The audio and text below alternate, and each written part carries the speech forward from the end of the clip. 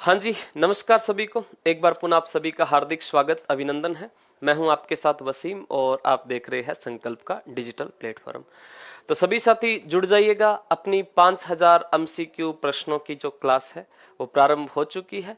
बिल्कुल सभी का हार्दिक स्वागत, सभी का अभिनंदन है। सभी साथी जुड़ जाइएगा और एक बार सारे साथी दबाकर क्लास को शेयर कर दीजिएगा। अपने सभी ग्रुपों में क्लास को शेयर कीजिएगा और अपने क्लास की तरफ आगे बढ़ते हैं। और आज का अपना पहला प्रश्न जो है, ये पहला प्रश्न आपके मोबाइल स्क्रीन के ऊपर दिखाई दे रहा है। और पहला प्रश्न आपके सामने क्या है? पहला प्रश्न है जी, कच्छी घोड़ी नृत्य के बारे में। कच्छी घोड़ी नृत्य के बारे में असत्य कथन जो है, उस असत्य कथन की आपको पहचान करनी है।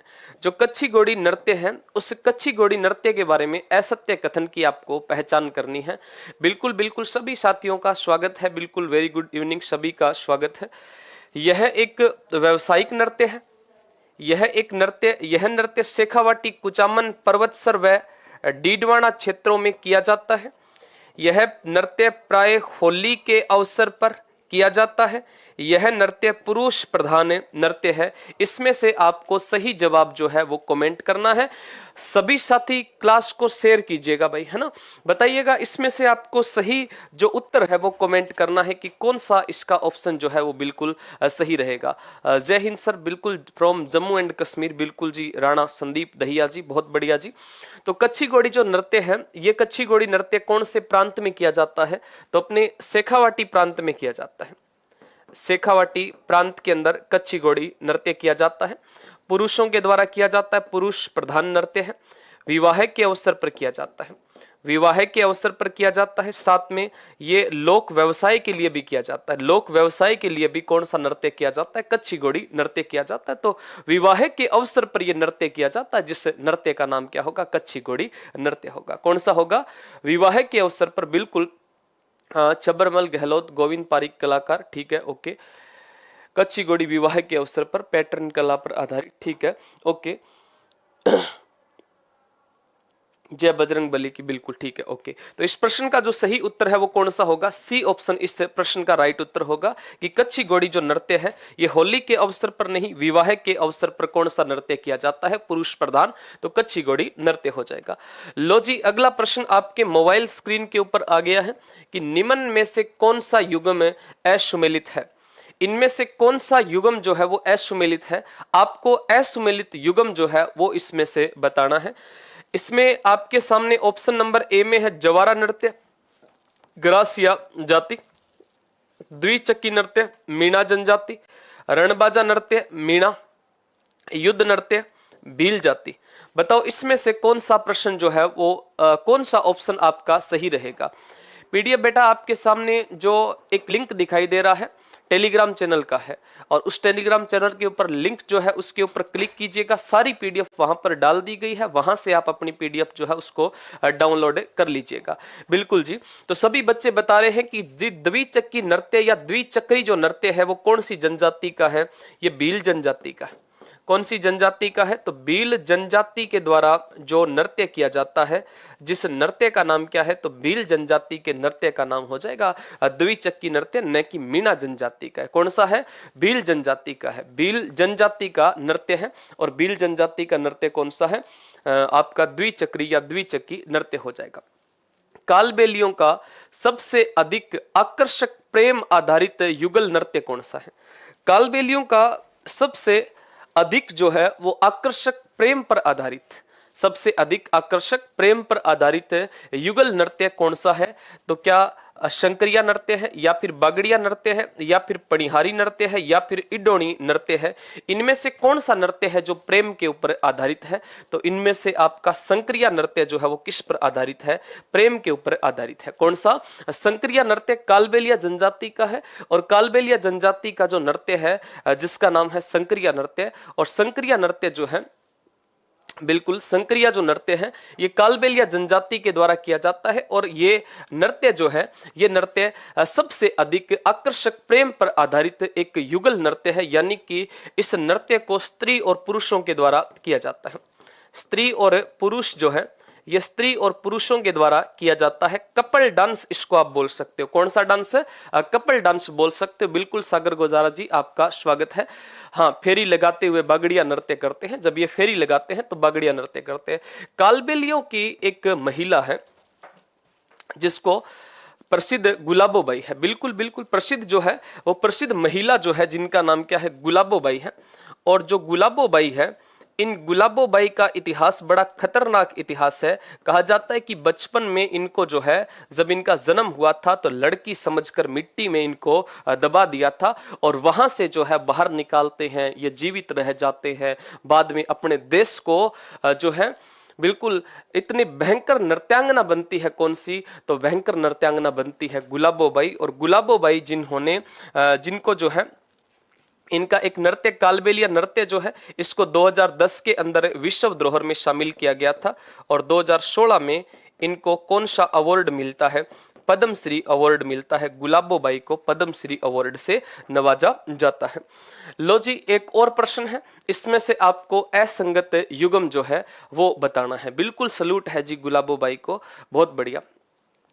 बताइएगा, निम्न में से कौन सा युग्म इनमें से असत्य है? गिद्दड़ नृत्य, कौन सा प्रांत? शेखावाटी प्रांत। डांडिया नृत्य, कौन सा प्रांत? मारवाड़ प्रांत।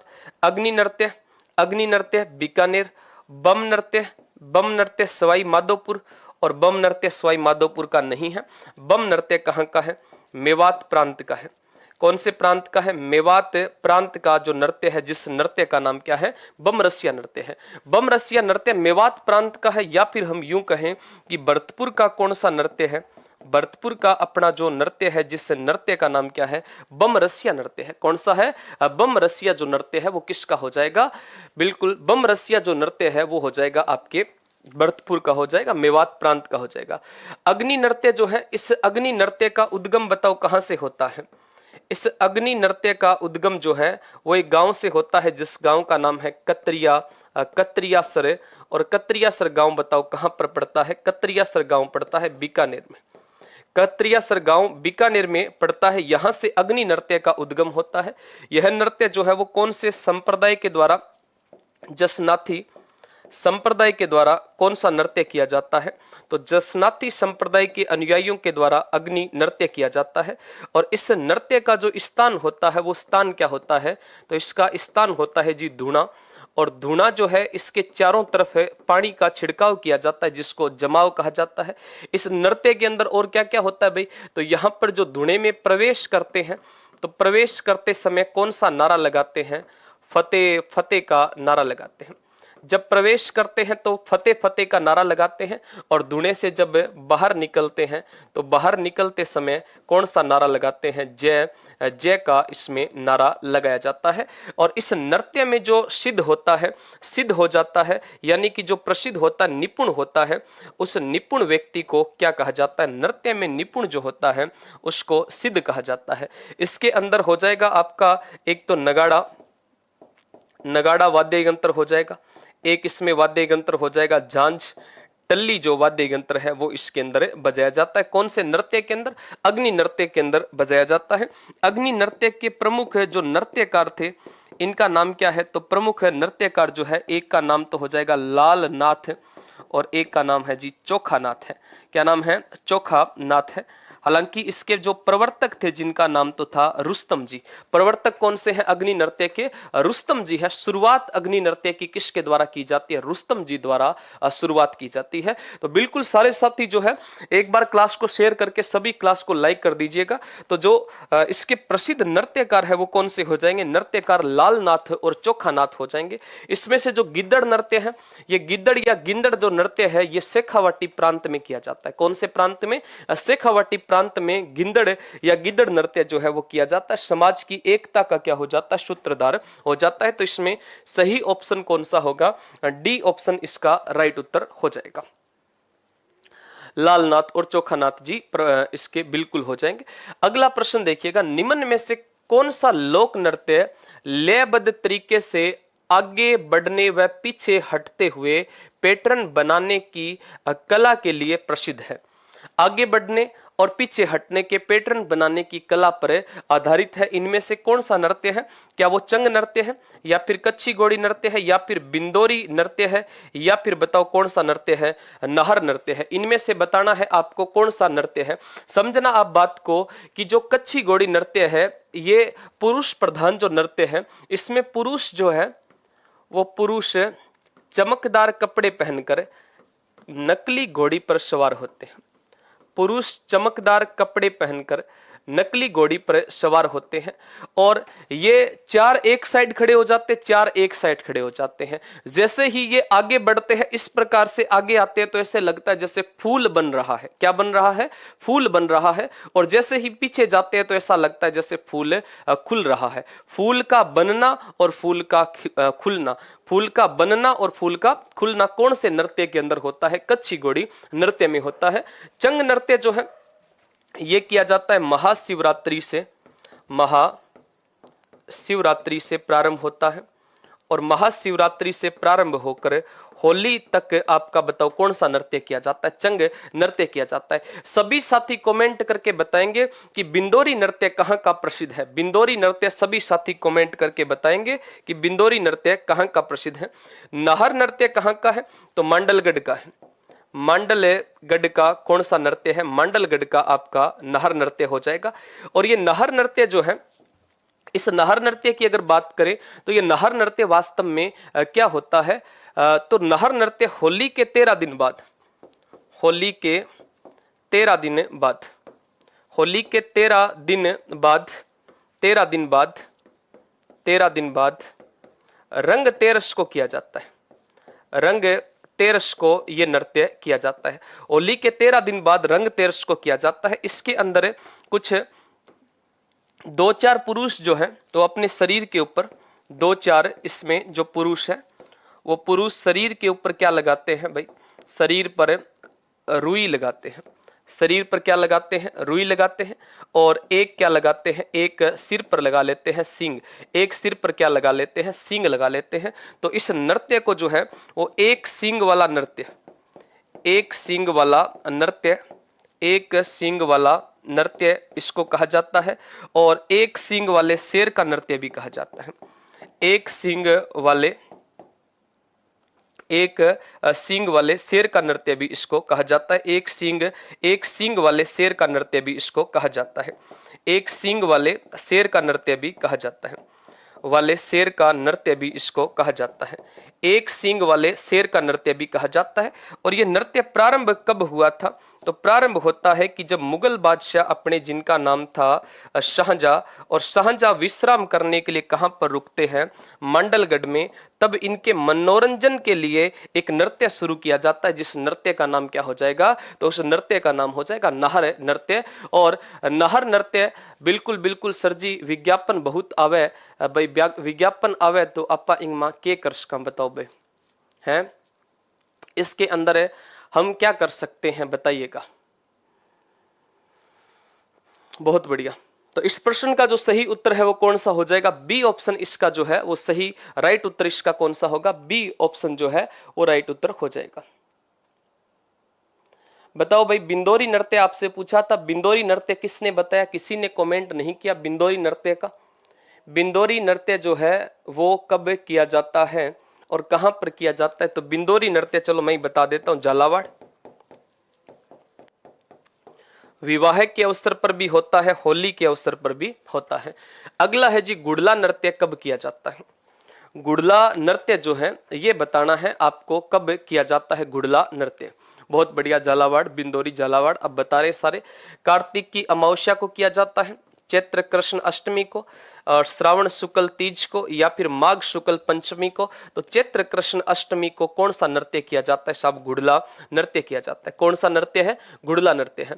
ये जो गुड़ला नृत्य है ये एक छिद्रित मटका होता है और उस छिद्रित मटके में दीपक रखकर छिद्रित मटके में दीपक रखकर नृत्य किया जाता है। और इस नृत्य का नाम क्या है? गुड़ला नृत्य है। इसमें एक गीत भी गाया जाता है और गीत जिसका नाम क्या है? गुड़ला गीत है। इसमें एक गीत गाया जाता है जिसका नाम है जी गुड़ला गीत। और गुड़ला गीत कैसे होता है कि गुड़ला घूमेला जी घूमेला, सातल राखी लाज गुड़ला घूमेला करके क्या गाया जाता है, गीत गाया जाता है। और यह जो गुड़ला नृत्य है ये आपका चैत्र कृष्ण अष्टमी से चैत्र शुक्ल तृतीया तक किया जाता है। चैत्र कृष्ण अष्टमी से लेकर चैत्र शुक्ल तृतीया तक गुड़ला नृत्य किया जाता है। इस नृत्य को जो संरक्षण देने वाली संस्था है, संरक्षण जो संस्थान है, इस संरक्षण संस्थान का नाम बताओ क्या हो जाएगा। तो संरक्षण संस्थान जिसका नाम है जी रूपायन संस्था। कौन सी संस्था है? रूपायन संस्था। और रूपायन संस्था बताओ कहाँ की है? बोरुंदा की है। रूपायन संस्था बोरुंदा की है। और बोरुंदा बताओ कहाँ पड़ता है? जोधपुर में। बोरुंदा जोधपुर की रूपायन संस्था है जिसका गठन जो है ये 1960 में हुआ था। कौन करते हैं? कोमल कोठारी के द्वारा, कोमल कोठारी के द्वारा इसका गठन किया जाता है। कोमल कोठारी के द्वारा गठन किया जाता है। और इसके जो प्रथम सचिव बनते हैं, जिन सचिव का नाम क्या आता है? विजयदान देथा नाम आता है। विजयदान देथा जो है ये विजयदान देथा इसके प्रथम क्या बनते हैं? सचिव बनते हैं। कौन से? तो भाई आपका बोरुंदा रूपायन संस्था बोरुंदा जोधपुर की है, इसके सचिव जो है वो विजयदान देथा बनते हैं। तो इस प्रश्न का राइट उत्तर कौन सा हो जाएगा? तो राइट उत्तर हो जाएगा आपका चैत्र कृष्ण अष्टमी जो है ये राइट उत्तर होगा। निम्न कथनों पर विचार करें और नीचे दिए गए कथनों में से सत्य कथन का चयन करना है। इन कथनों के ऊपर विचार कीजिएगा और इन कथनों पर विचार करके जो नीचे दिए गए कथन है उनमें से आपको सत्य कथन आपको बताना है। गिद्दड़ या गिंदड़ नृत्य शेखावाटी क्षेत्र में होली के अवसर पर किया जाता है। बवाई नृत्य के प्रवर्तक बागाजी, बिल्कुल बागाजी। और गेर नृत्य शेखावाटी क्षेत्र का लोक नृत्य है। और हरणी नृत्य दीपावली के अवसर पर बच्चों के द्वारा किया जाता है। हरणी नृत्य दीपावली के अवसर पर जो है वो बच्चों के द्वारा किया जाता है। इसमें से आपको सही उत्तर जो है वो बताना है। गेर मेवाड़ बाड़मेर का, बिल्कुल गेर नृत्य जो है ये गेर नृत्य आपका ये वाला जो है वो गलत हो जाएगा। तो मतलब 1, 2, 4 और 1, 2 और 4 जो है वो सही है, यानी कि इसमें से आपका सी ऑप्शन बिल्कुल क्या हो जाएगा? राइट हो जाएगा। बवाई जो नृत्य है ये बवाई नृत्य, इसके प्रवर्तक कौन है? तो बवाई नृत्य जिसके प्रवर्तक कौन हो जाएंगे? बागाजी हो जाएंगे। बवाई नृत्य जिसके प्रवर्तक कौन है? बागाजी है। और इस बवाई नृत्य के अंदर क्या होता है? महिलाएं जो है, महिलाएं अपने सिर पर अनेक मटके रखकर, अपने सिर पर अनेक मटके रखकर, अनेक मटके रखकर क्या करती है? नृत्य करती है। और नृत्य के दौरान जो है वो कांच, थाली और तलवार, कांच, थाली और तलवार के ऊपर चलकर क्या किया जाता है? नृत्य किया जाता है। और उस नृत्य का नाम क्या है जी? बवाई नृत्य है। बवाई नृत्य है। और बवाई नृत्य जो है वो कहां पर किया जाता है? कांच, थाली, तलवार के ऊपर चलकर क्या करते हैं? बवाई नृत्य करते हैं। एक जयपुर की अस्मिता कला है, जयपुर की एक अस्मिता कला है, अस्मिता कला। और इन अस्मिता कला ने लगभग 111 और कई जगह 115 भी लिखा मिल सकता है, 111 या 115 मटके उठाकर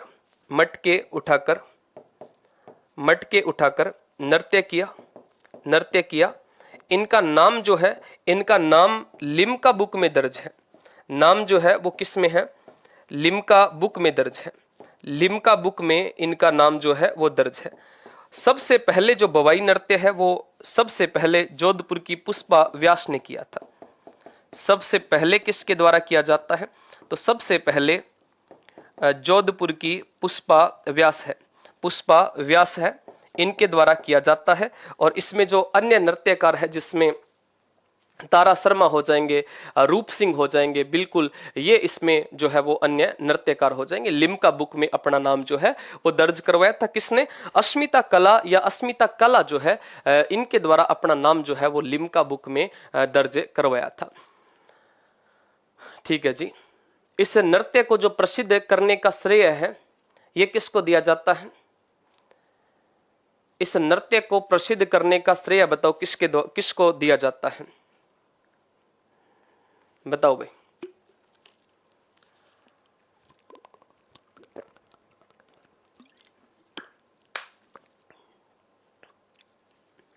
बताओ भाई, इसके अंदर इस नृत्य को प्रसिद्ध करने का श्रेय किसको दिया जाता है? देवी सिंह के द्वारा इस नृत्य को क्या किया जाता है? प्रसिद्ध किया जाता है। देवीलाल भील जो है, इनके माध्यम से इसको देवी सिंह के द्वारा संगीत नाटक अकादमी उदयपुर के जो संस्थापक है देवी सिंह, उनके द्वारा इस नृत्य को प्रसिद्ध किया जाता है।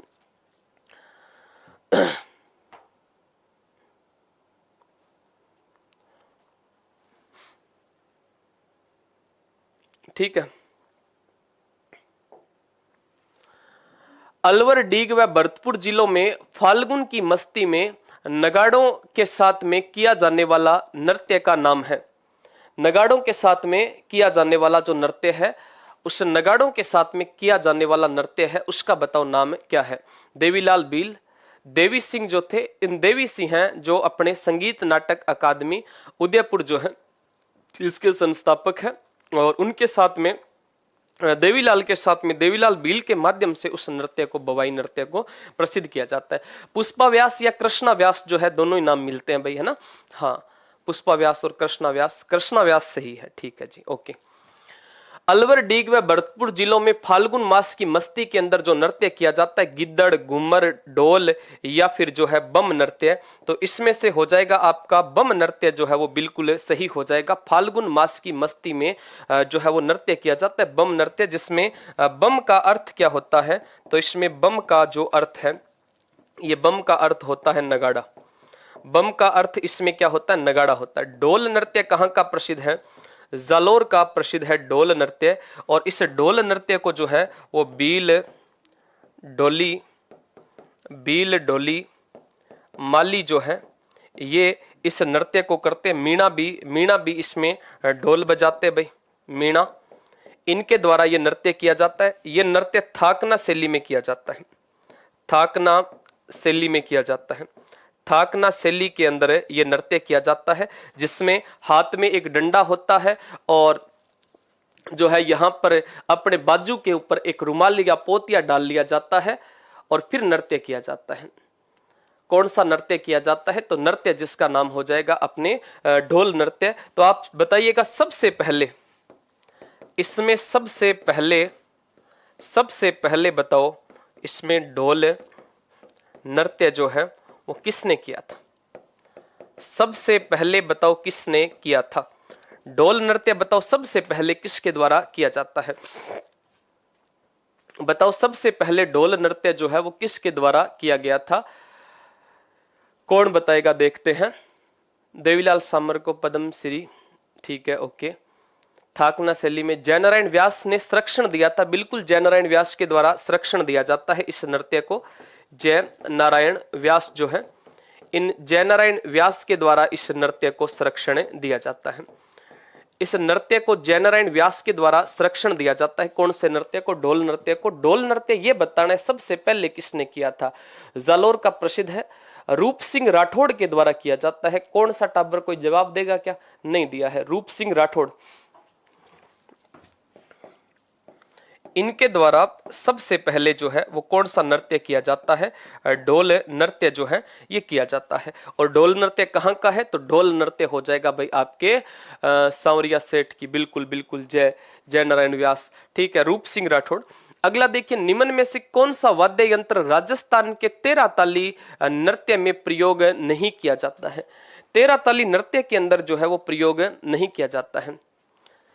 कौन सा नृत्य जो है वो 13 ताली, कौन सा वाद्य यंत्र है जो 13 ताली नृत्य के अंदर प्रयोग नहीं किया जाता है? बताओ पूजा चौधरी, क्या हुआ बेटा? डेरू लगा दें?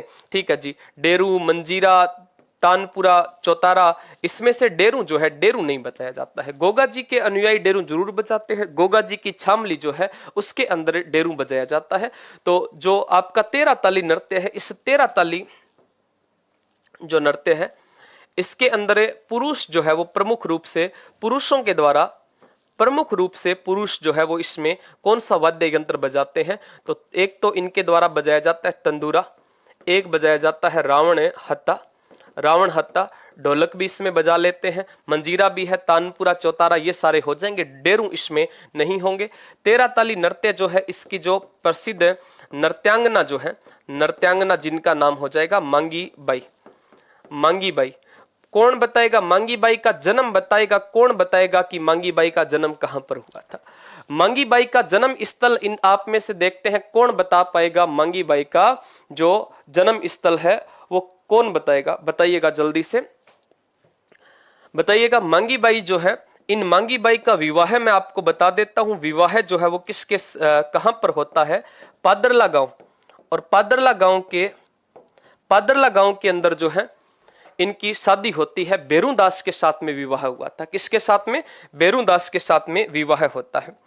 बेरूदास के साथ में विवाह होता है। और इनके जेठ थे, और जेठ जिनका नाम था गौरमदास। जेठ जिनका नाम क्या हो जाएगा? गौरमदास। और गौरमदास ने इनको ये नृत्य सिखाया था। और मांगीबाई ने सर्वप्रथम नृत्य कहां पर किया था? तो मांगीबाई के द्वारा सर्वप्रथम जो है वो 1954 में एक गाडिया लुहार सम्मेलन होता है। कौन सा सम्मेलन होता है? गाडिया लुहार सम्मेलन होता है। और गाडिया लुहार सम्मेलन जो था, इस गाडिया लुहार सम्मेलन में सर्वप्रथम ये जो मांगीबाई ने नृत्य किया था, इस सम्मेलन की अध्यक्षता किसके द्वारा की जाती है? तो इस सम्मेलन की जो अध्यक्षता है, ये अध्यक्षता की जाती है पंडित नेहरू के द्वारा। और पंडित नेहरू ने इस नृत्य को विश्व स्तर तक प्रसिद्धि दिलाई थी। बिल्कुल। गाडिया लुहार सम्मेलन जो है वो हुआ था चित्तौड़ के अंदर होता है बेटा। गाडिया लुहार सम्मेलन उदयपुर नहीं, चित्तौड़ में होता है। उदयपुर मांगीबाई मांड गायिका, एक मांगीबाई मांड गायिका है। 13 ताली नृत्य वाली मांगीबाई जो है वो अलग है जी, है ना। हाँ, इनके जेठ ने सिखाया था। गौरमदास के द्वारा ये नृत्य इनको सिखाया जाता है। ठीक है, चित्तौड़ से ही है। गाडिया लुहार सम्मेलन जो है वो चित्तौड़ से ही है। इस प्रश्न का सही उत्तर ए हो जाएगा। अगला देखिएगा, निम्नलिखित में से किस नृत्य में केवल स्त्रियां भाग लेती हैं? इनमें से कौन सा नृत्य है जिसमें केवल स्त्रियां भाग लेती है? इनमें से कौन सा नृत्य है जिसमें केवल स्त्रियां भाग लेती हैं? कच्छी घोड़ी नृत्य, लुम्बर नृत्य, मोरियो नृत्य या फिर गेर नृत्य? तो इसमें से लुम्बर नृत्य हो जाएगा। और लुम्बर नृत्य बताओ कहां पर किया जाता है? जालोर के अंदर एक नृत्य किया जाता है। और जालोर में कौन सा लुम्बर नृत्य किया जाता है? दोनों लिखी हूं, गलत है क्या? दोनों लिखी हूं, गलत है क्या? नहीं, दोनों लिखे तो गलत कैसे हो जाएगा? लुम्बर जो है, लुम्बर नृत्य जो है, इस लुम्बर नृत्य के अंदर केवल स्त्रियां भाग लेती है भाई। लुम्बर नृत्य जो है इसमें केवल स्त्रियां भाग लेती है। मांगीबाई उदयपुर से है, प्रसिद्ध पादरला गांव ससुराल इनका था। ठीक है जी, ये बात सही है। उदयपुर है। कई जगह जो है मांगीबाई से संबंधित गांव जो है, गांव चित्तौड़ का बता रखा है। तो मेवाड़ रियासत की कई जगह प्रतापगढ़ गांव बता रखा है ना। हाँ हर्षी, दोनों ही क्या? दोनों ही क्या मतलब?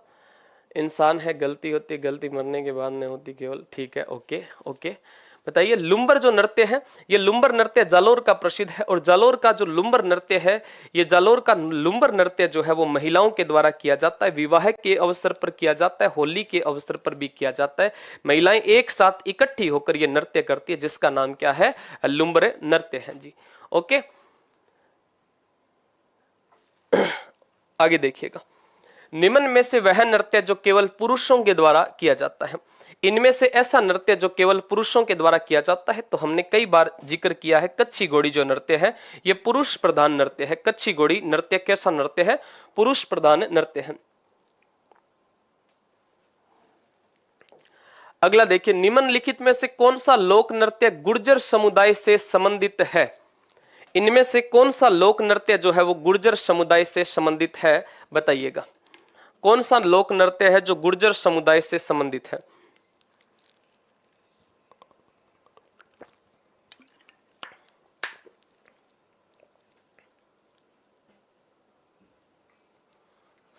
सर आप पूजा के कमेंट्री पढ़ते हैं।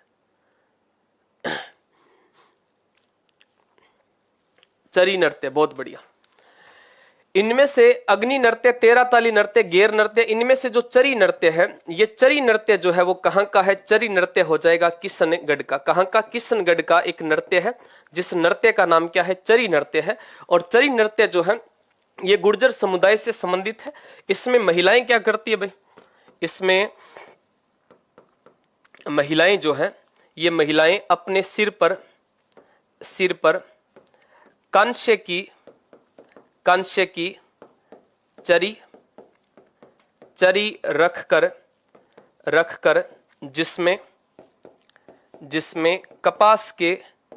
जिसमें कपास के बीज डाले जाते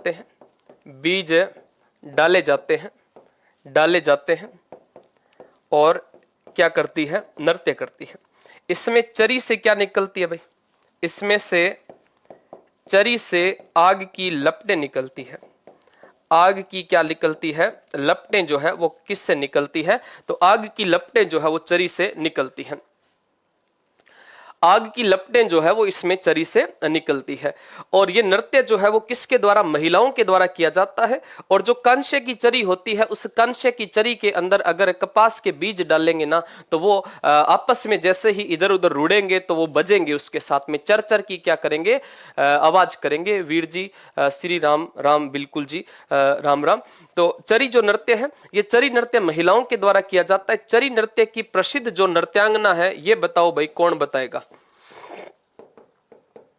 चरी नृत्य की जो प्रसिद्ध नृत्यांगना है, उनका नाम बताओ भाई, कौन बताएगा?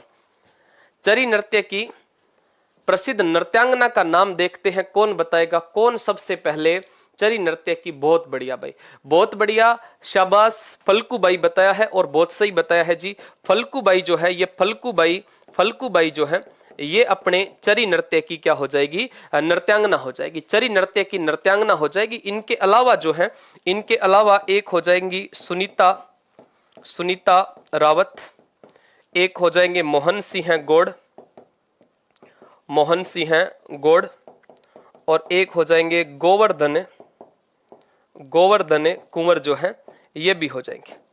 गोवर्धन कुंवर हो जाएंगे। सुनीता रावत, मोहन सिंह गौड़, गोवर्धन कुंवर जो है, ये चरी नृत्य के क्या है? नृत्यकार हैं। बिल्कुल, ये सारे नृत्यकार हो जाएंगे। तो चरी नृत्य किशनगढ़ अजमेर के अंदर आपका चरी नृत्य। फल्कूबाई कौन लिख रहा है? फालतू भाई कौन लिख रहा है? अरे फालतू भाई मत लिखो, क्या है रे? शाबाश। अगला देखिए, विभिन्न नृत्य रूपों के बारे में निम्नलिखित कथनों पर विचार करें और निम्नलिखित में से कौन सा कथन असत्य है वो बताइएगा। इनमें से कौन सा कथन असत्य है वो बताइए। इनमें से कौन सा सर मैं भी करने लग जाऊं क्या चरी नृत्य? जी, अगर आपका जी कर रहा है तो बिल्कुल, क्यों नहीं, आप भी कर सकते हो। है, बताइए। गिद्दड़ नृत्य शेखावाटी से संबंधित है, ठीक है जी। कच्छी घोड़ी नृत्य में लकड़ी के घोड़े पर सवार घोड़े का प्रयोग किया जाता है, ठीक है। राई और बुढ़िया कालबेलिया नृत्य के मुख्य पात्र है। तेरह ताली नृत्य कामड़ जाति की महिलाओं के द्वारा किया जाता है। तो इसका मतलब इस प्रश्न का सही उत्तर क्या हो जाएगा भाई? बी ऑप्शन हो जाएगा। क्यों? अपना सॉरी, सी ऑप्शन हो जाएगा। सी क्यों हो जाएगा? क्योंकि राई और जो बुढ़िया है, ये अपने जो गौरी लोक नाट्य है, इस गौरी लोक नाट्य के पात्र है। गौरी लोक नाट्य के पात्र है जी। गौरी लोक नाट्य के पात्र है। और गौरी लोक नाट्य के पात्र कौन से हो जाएंगे? राई और बुढ़िया गौरी लोक नाट्य के पात्र हो जाएंगे। कालबेलिया नृत्य की नृत्यांगना तो गुलाबो सपेरा, सोनू सपेरा। बिल्कुल बिल्कुल, बहुत बढ़िया, बहुत शानदार, जानदार, जबरदस्त। लो जी, निम्न में से कौन सा ग्रासिया जनजाति से संबंधित नृत्य है?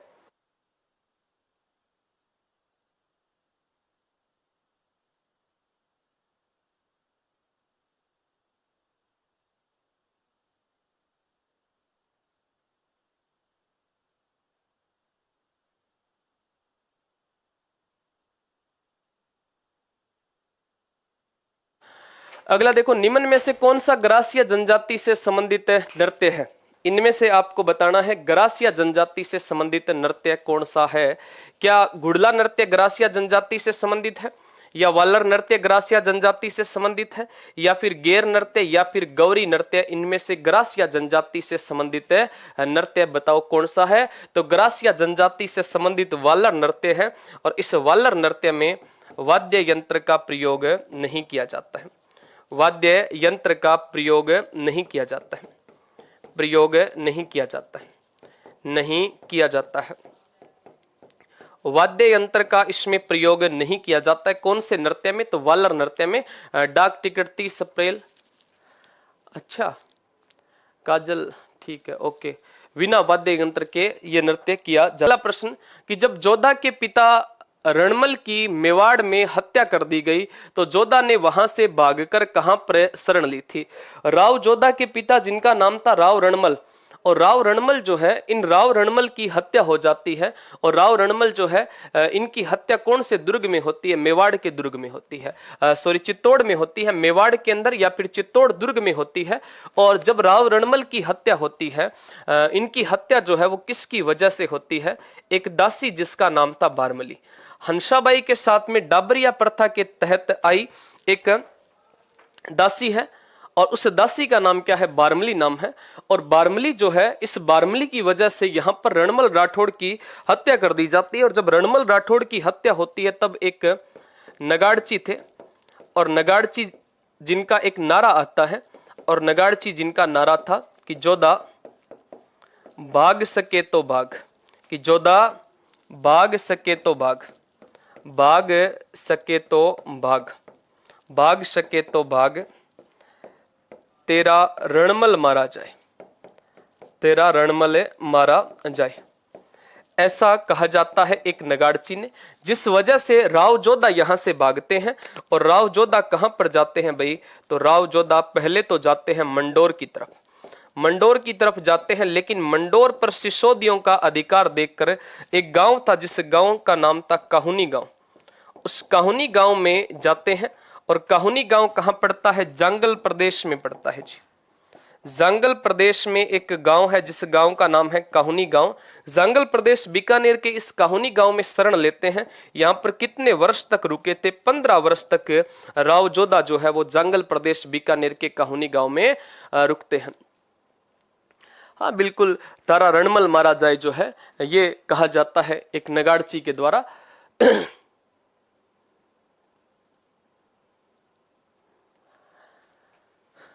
टॉपिक हो, अरे भाई काजल है बेटा, आ क्लास क्यांगी है बेरोगे?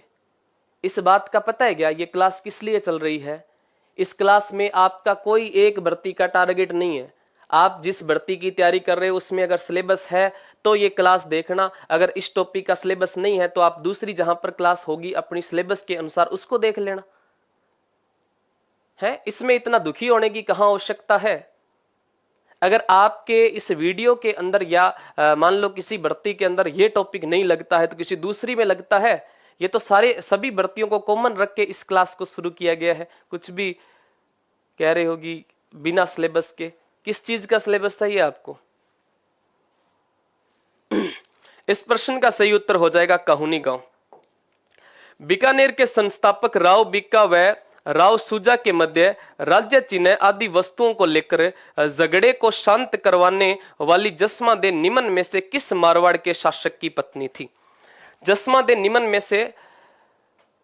में से जसमादे जो है वो कौन से मारवाड़ के शासक की पत्नी थी बताइएगा। निमन में से कौन से मारवाड़ के शासक की पत्नी थी? राव सुजा, राव बीका, राव जोधा या फिर राव शातल?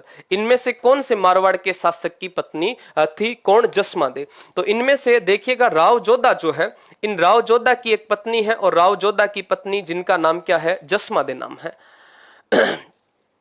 बिल्कुल बेटा, राजमीणा जी दिख रहा है, बहुत बढ़िया, अच्छे से दिख रहा है। देखिएगा राव जोधा जी जो है, इन राव जोधा जी के एक पुत्र जिनका नाम था राव बीका, और राव बीका अपने पापा से नाराज होकर कहां चले जाते हैं? जांगल प्रदेश में चले जाते हैं। और जंगल प्रदेश बीकानेर में जाकर अपना एक नया राज्य स्थापित कर लेते हैं। और जंगल प्रदेश बीकानेर वाले क्षेत्र के अंदर राठौड़ वंश की नींव किसके द्वारा रख दी जाती है? यहां पर राव बीका राठौड़ वंश की नींव रख देते हैं। राठौड़ वंश की नींव रखने के बाद में एक दिन जोधाजी राव बीका से मिलने गए और जोधाजी ने जाकर राव बीका को कहा कि बेटा आपने अपना राज्य स्थापित कर लिया है, आप तो क्या बन गए हो भाई, बहुत बड़े बन गए हो, इसलिए आपसे कुछ मांग रहा हूं। तो बीका जी ने कहा कि पापा मांगिए, आपको क्या चाहिए? तब राव जोधा राव बीका को कहते हैं कि बेटा आपने अपना राज्य स्थापित कर लिया है, इसलिए आप जो है वो जोधपुर से पांति मत लेना, जोधपुर से हिंसा मत लेना। राव बीका ने कहा कि पापा मुझे जोधपुर से पांति नहीं चाहिए, आप तो मुझे क्या दे देना, राज्य चिन्ह दे देना। तो राव जोधा ने राव बीका को कहा कि भाई ठीक है, आपको राज्य चिन्ह मिल जाएंगे। जब सुजा राजा बने तो बीका ने पत्र लिखा कि भाई मेरे राज्य चिन्ह पहुंचाओ। सुजा ने देने से क्या कर दिया? मना कर दिया। मना कर दिया तो राव बीका ने सुजा पर क्या कर दिया था? आक्रमण कर दिया था। राव सुजा पर आक्रमण कर दिया। राव बीका ने राज्य चिन्ह के लिए राव सुजा पर आक्रमण कर दिया, जिस वजह से राजमाता जसमादे हैं, इन जसमादे के कहने पर, राजमाता जसमादे जो थे, इन जसमादे के कहने पर राव बीका को यहां पर हड़बू जी की कटार, लक्ष्मी नारायण की मूर्ति और साथ में कुछ एक क्या मिलती है, मुहरें जो है वो इनको यहां से प्राप्त होती है। किसके कहने पर दी जाती है? तो ये जो है जसमादे के कहने पर दी जाती है।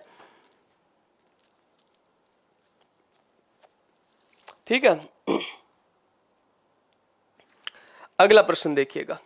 लो जी, अगला प्रश्न है, बागा निम्न में से किस मारवाड़ शासक के पुत्र थे जो 1510 ईस्वी में सोजत के युद्ध में लड़ते हुए मारे जाते हैं? बताओ भाई, बागा इनमें से कौन से मारवाड़ के शासक के पुत्र थे? उस टाइम पापा नहीं पिताश्री बोलते थे। ओके, ठीक है, हाँ। तो बागा निम्न में से किस मारवाड़ शासक के पुत्र थे जो 1510 ईस्वी में सोजत के युद्ध में लड़ते हुए मारे गए? क्या वो राव जोधा के पुत्र थे, या फिर राव चूड़ा के पुत्र थे, या फिर राव कनकपाल के पुत्र थे, या फिर राव सुजा के पुत्र थे? तो जोधा जो है ये अपने जो है बागा जो थे, ये बागा किसके पुत्र थे? तो बागा हो जाएंगे राव सुजा के पुत्र।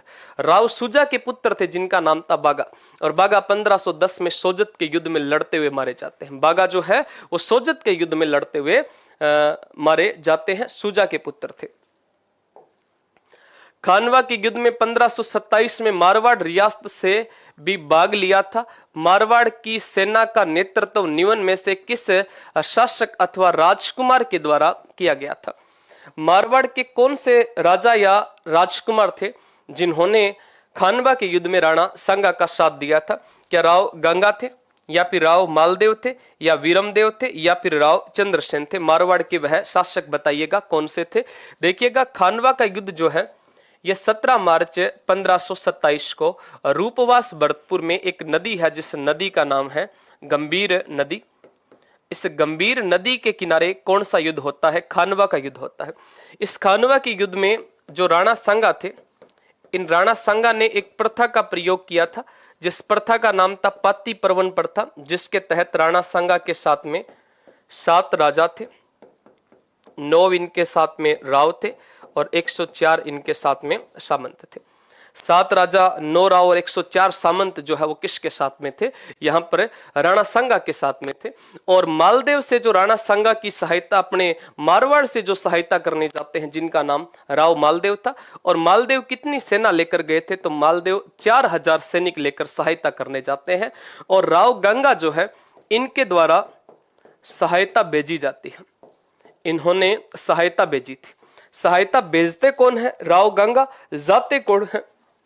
जाते राव मालदेव है। पाती पर्वन होगी संस्कारी बालक। तो मालदेव जो है वो सहायता करने के लिए जाते हैं। जोधपुर में घनश्याम मंदिर व अचलेश्वर महादेव मंदिर का निर्माण निम्न में से कौन से शासक के शासनकाल में हुआ था? जोधपुर में घनश्याम मंदिर और अचलेश्वर महादेव मंदिर का निर्माण निम्न में से किस शासक के शासनकाल में होता है? क्या राव मालदेव के शासनकाल में, राव गंगा के शासनकाल में, या फिर राव सातलदेव के शासनकाल में, या फिर राव सुजा के शासनकाल में?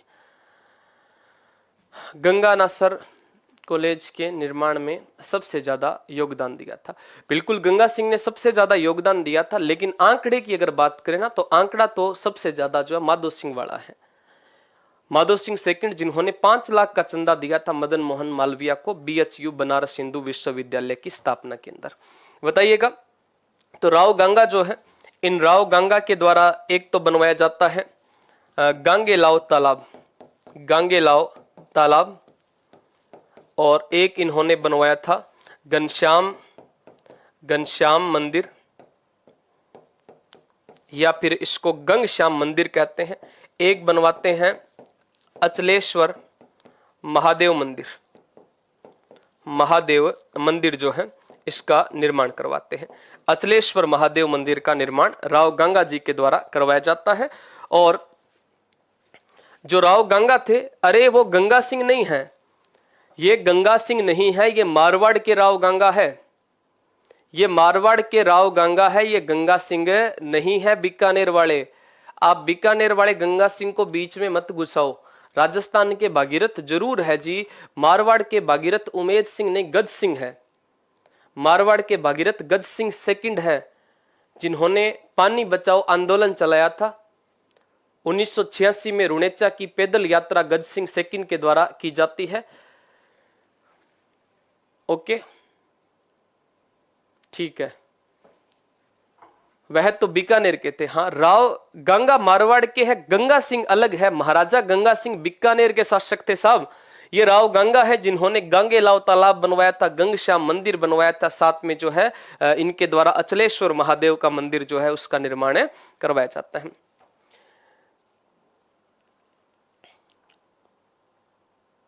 नहीं बेटा, गज सिंह सेकंड है जिन्होंने पानी बचाओ आंदोलन चलाया था। यह प्रश्न बड़ा प्रसिद्ध प्रश्न था। मुंडियारी ख्यात किस राजवंश से संबंधित है? जब पहली बार एग्जाम में ऐसा प्रश्न आया तो सारे बच्चे घबरा गए थे, है ना। आधुनिक भारत के भागीरथ जो है वो महाराजा गंगा सिंह है, और बिल्कुल साथ में इनको जो है राजस्थान का भागीरथ कहा जाता है। मुंडियारी ख्यात किस राजवंश से संबंधित है? जोधपुर के राठौड़ों से, मेवाड़ के गुहिलों से, या जयपुर के कछवाहों से, या फिर कोटा के चौहानों से? तो ये हो जाएंगे आपके जोधपुर के जो राठौड़ है। इन जोधपुर के राठौड़ों से संबंधित कौन सी ख्यात हो जाएगी? मुंडियारी जो ख्यात है ये जोधपुर के राठौड़ों से संबंधित हो जाएगी।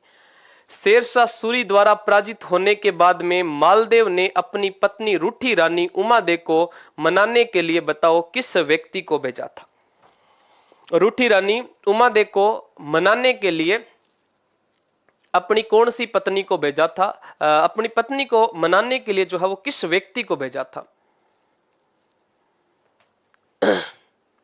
बताओ, अपनी पत्नी को मनाने के लिए कौन से व्यक्ति को भेजा था? क्या ईश्वर दास को भेजा था, या आशा बारट को भेजा था, या फिर नागरी दास को, या फिर राम को भेजा था? सारे के सारे गलत बता रहे हैं, सारे गलत बता रहे हो, सारे गलत बता रहे हैं। अरे क्या पूछ रहा है प्रश्न वो देखो, मालदेव ने किसको भेजा था? तो मालदेव जो है वो मालदेव ईश्वरदास को भेजते हैं। मालदेव ने किसको भेजा था? ईश्वरदास को भेजा था, या ईश्वरदास जी को भेजा था कि ईश्वरदास जी आप जाओ, आप जाकर उमादे को मना कर लाओ। और ईश्वरदास जी उमादे से मिलते हैं, उमादे को कहते हैं कि बेटा आपको, आपकी जगह जो है, आपका स्थान जो है वो यहाँ पर नहीं है, आपका स्थान जोधपुर दुर्ग में है, आपको कहाँ चलना चाहिए? जोधपुर चलना चाहिए। उमादे राजी भी हो जाते हैं, लेकिन जब उमादे आने को तैयार हो जाते हैं तब मालदेव की अन्य रानियों को लगा कि अगर उमादे आ गई तो फिर यहां पर तो किसकी चलेगी? उमादे की चलेगी, अपने को कौन पूछेगा? इसलिए उमादे को रोकने के लिए आशा बारट को जो है वो मालदेव की रानियों ने भेजा था। आशा बारट को मालदेव की रानियों के द्वारा भेजा जाता है, मालदेव की रानियों ने भेजा था। और आशा जी जाकर कहते हैं उमा देवी को कि मान रखे तो पीव तज, पीव रखे तज मान, दो दो गयन न बंदे एक हु खंबू ठान। कि अगर चाहिए पति तब तो कहाँ चलो जोधपुर, और अगर चाहिए इज्जत तो कहाँ रहो तारागढ़ में। तुम अगर जोधपुर जाओगे तो तुम्हें पति मिल जाएगा, परंतु इज्जत नहीं मिलेगी। लोग ताना मारेंगे कि तू तो बहुत नाराज होकर गई थी, लेकिन पार पड़ी कोनी पाछो आनो पड़ो। लेकिन अगर तारागढ़ में रहोगे तो लोग तुम्हारे नाम की मिसाल देंगे कि भाई अगर पत्नी हो तो किसके जैसी, उमा दे जैसी, जो अपने पति से नाराज होकर गई थी और आजीवन तारागढ़ में रही थी। और वास्तव में उमा दे फिर वापस से नहीं आते हैं। और उमा दे लास्ट में 7 नवंबर 1562 को मालदेव की पगड़ी के साथ में, मालदेव की पगड़ी के साथ क्या कर लेते हैं, अनुमरण कर लेते हैं। मालदेव की पगड़ी के साथ में अनुमरण करते हैं। मालदेव की पगड़ी के साथ में अनुमरण कर लेते हैं, लेकिन जाते बिल्कुल भी नहीं है। कौन? उमा दे। पत्नी की बात करो।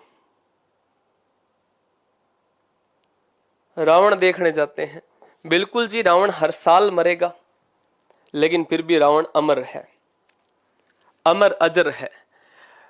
गुण जोदायन व राव ऋणमल रो रूपक, गुण जोदायन व राव ऋणमल रो रूपक रचनाएं निम्न में से किस कवि की है?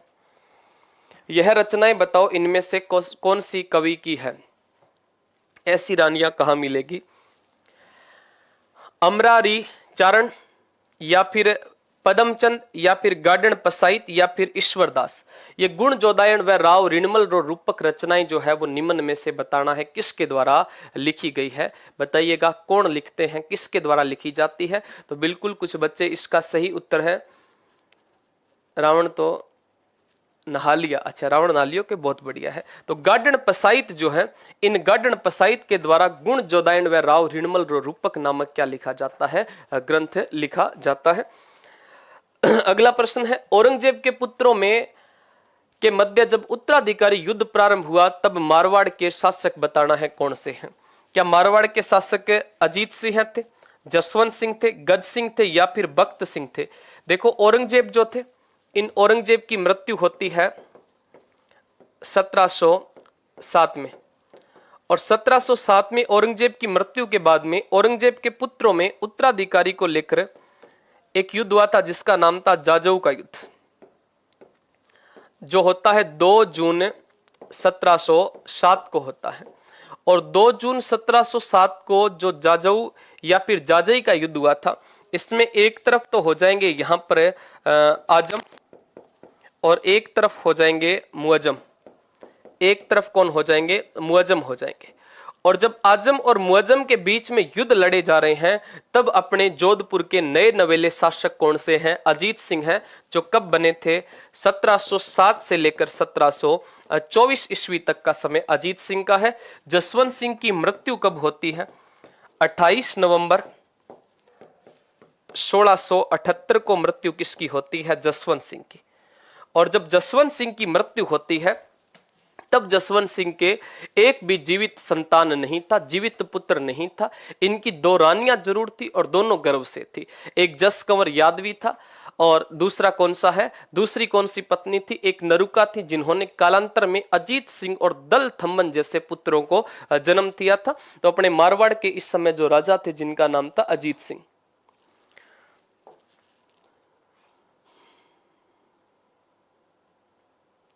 कोटा के राम सिंह मारे गए थे। बिल्कुल, तोपों के चलने से कोटा के राज सिंह मारे जाते हैं। हाँ, सही है, लेकिन भाई है तो अजीत सिंह ही ना। 1707 में युद्ध हो रहा है, जैसे युद्ध संपन्न हुआ, मुअज्जम बहादुर शाह प्रथम के नाम से राजा बने और मुअज्जम ने स्वीकार किया था जोधपुर का राजा। लेकिन आप मतलब मानना पड़ेगा कि जब औरंगजेब की अपने जसवंत सिंह की जब मृत्यु होती है, तो जसवंत सिंह की मृत्यु के बाद में जोधपुर का आगे का राजा ही कौन है? अजीत सिंह है। बीच में कोई राजा ही नहीं है, बीच में कोई राजा नहीं है। तो बीच वाले टाइम में अपने राजा किसको मानेंगे? तो बीच वाले टाइम के अंदर अपने को राजा अजीत सिंह को मानना पड़ेगा।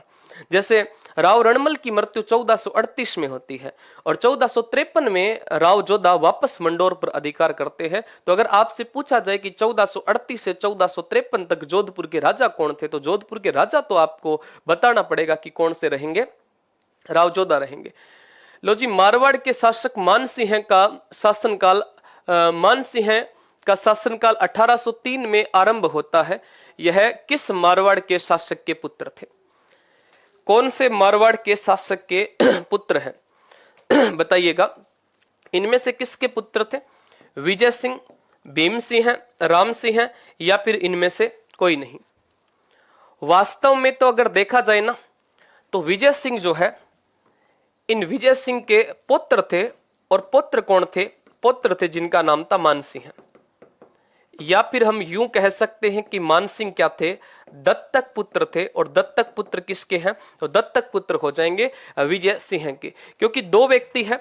एक तो भीम सिंह है, भीम सिंह भी दत्तक पुत्र है। भीम सिंह बोमा सिंह के पुत्र थे और मानसिंह जो है वो बदन सिंह के पुत्र है। हालांकि मानसिंह जो है, इन मानसिंह के बारे में अपने ऑप्शन के आधार पर जो सही उत्तर बैठ रहा है वो कौन सा है? विजय सिंह इसका सही उत्तर रहेगा। विजय सिंह इसका सही उत्तर रहेगा। संगीता मीना का मेरा कमेंट 6 घंटा शू आवे, क्लास चलती नहीं बेटा, 57 मिनट हुई है, 6 घंटों की आने ला रहा कमेंट है बताओ। लो जी, आज का अंतिम प्रश्न आपका, और आज की क्लास का अंतिम प्रश्न है कि दुर्गादास मारवाड़ से निष्कासित होने के बाद जब मेवाड़ में महाराणा अमर सिंह द्वितीय के शरण में चले गए तो उन्हें दुर्गादास को निम्न में से कौन सी जागीर प्रदान की थी? उन्होंने कौन सी जागीर दी थी वीर दुर्गादास राठौड़ को? एप्लीकेशन पर बेटा टेलीग्राम पर मिल रही है तो आपको घबराने की कहां आवश्यकता है? दुर्गादास मारवाड़ से निष्कासित जब हो जाते हैं तो मेवाड़ में जाते हैं, कौन सी जागीर मिलती है? दुनेरा, विजयपुर, रामपुरा या उज्जैन?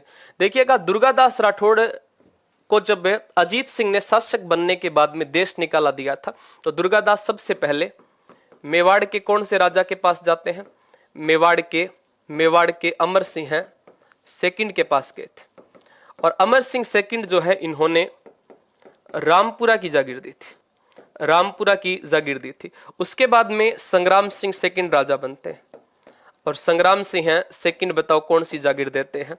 संग्राम सिंह सेकंड इनको विजयपुर की जागीर देते हैं और साथ में हाकिम का इनको क्या देते हैं? हाकिम या हकीम का इनको मेवाड़ में पद दिया जाता है। तो इसका सही उत्तर होगा आपका सी ऑप्शन, रामपुरा सही हो जाएगा। बाकी अपने नेक्स्ट क्लास में पढ़ेंगे। अभी आपकी जो है वो वीडियो वाली क्लास प्रारंभ हो जाएगी, अपने 6 बजे से वीडियो वाली क्लास जो है वो आपकी प्रारंभ हो जाएगी। तो मिलते हैं आप लोगों से नेक्स्ट क्लास में, तब तक के लिए धन्यवाद। जय हिंद, जय भारत, नमस्कार।